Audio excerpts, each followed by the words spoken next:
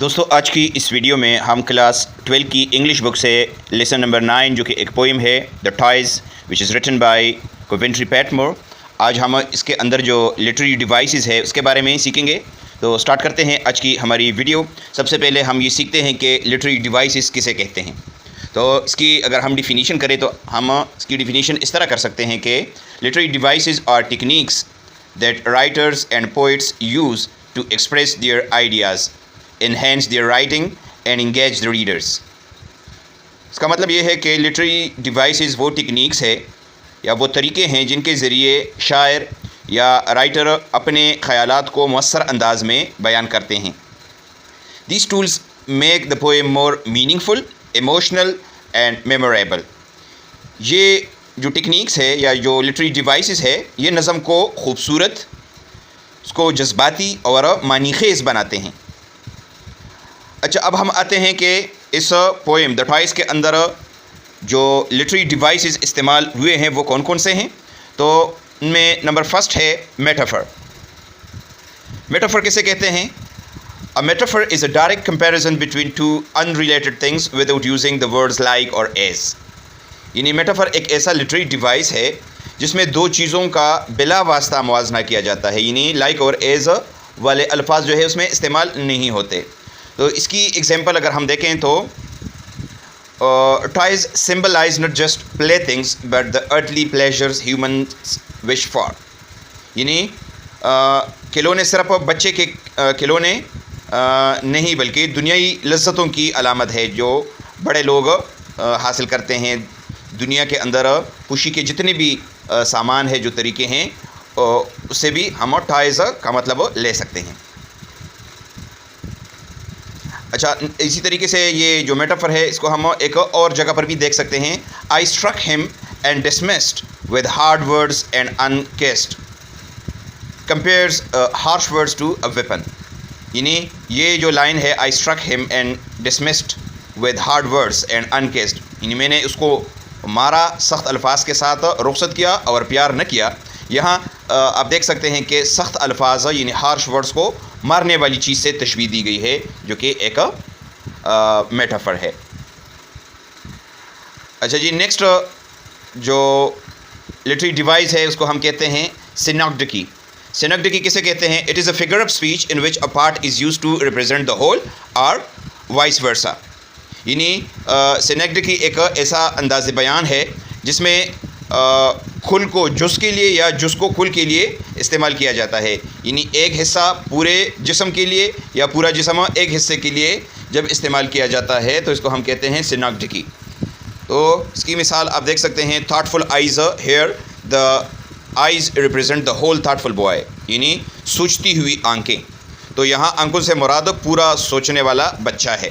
تو یہ ہمارے پاس ایک لٹری ڈیوائس ہے سینیکڈکی.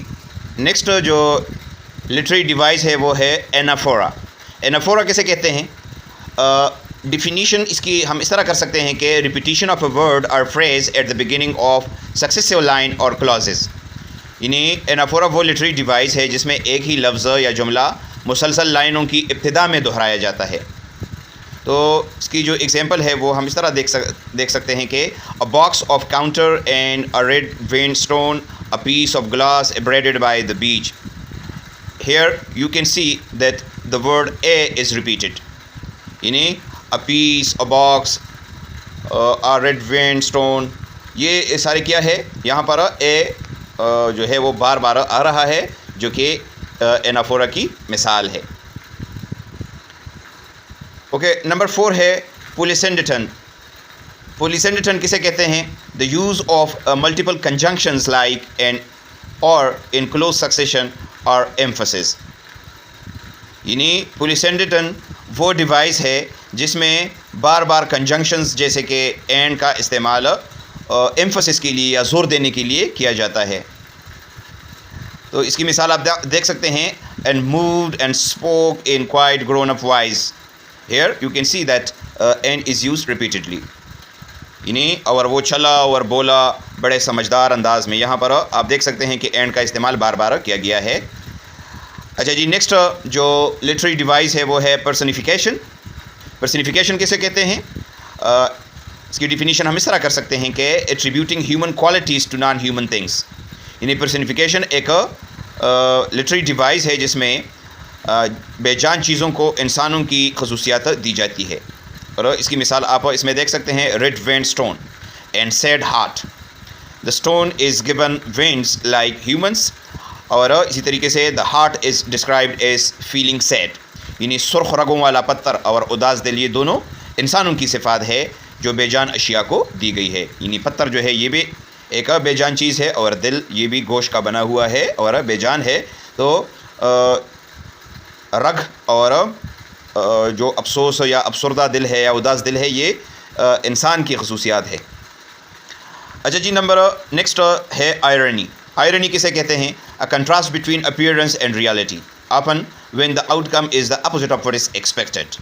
یعنی آئرنی کیا ہے؟ یہ ایک تضاد ہوتا ہے، حقیقت اور کہی گئی بات کے درمیان جو تضاد ہوتا ہے اس کو ہم کہتے ہیں آئرنی، خاص کر جب نتائج توقع کے بالکل برعکس نکلے. اور اس کی مثال آپ دیکھ سکتے ہیں، I will be sorry for their childishness. The speaker did not forgive his child yet expresses regret for childishness. یعنی میں بچوں جیسے رویے پر افسوس کروں گا، جبکہ خود اس نے کیا کیا ہے، اس نے اپنے بچے کی غلطی معاف نہیں کی تھی. تو یہ ایک آئرنی ہے اس کے اندر. طریقے سے نیکسٹ ہے انجیمنٹ. انجیمنٹ کی ڈیفینیشن ہم اس طرح کر سکتے ہیں کہ when a sentence or phrase runs over from one line of poetry to the next without pass.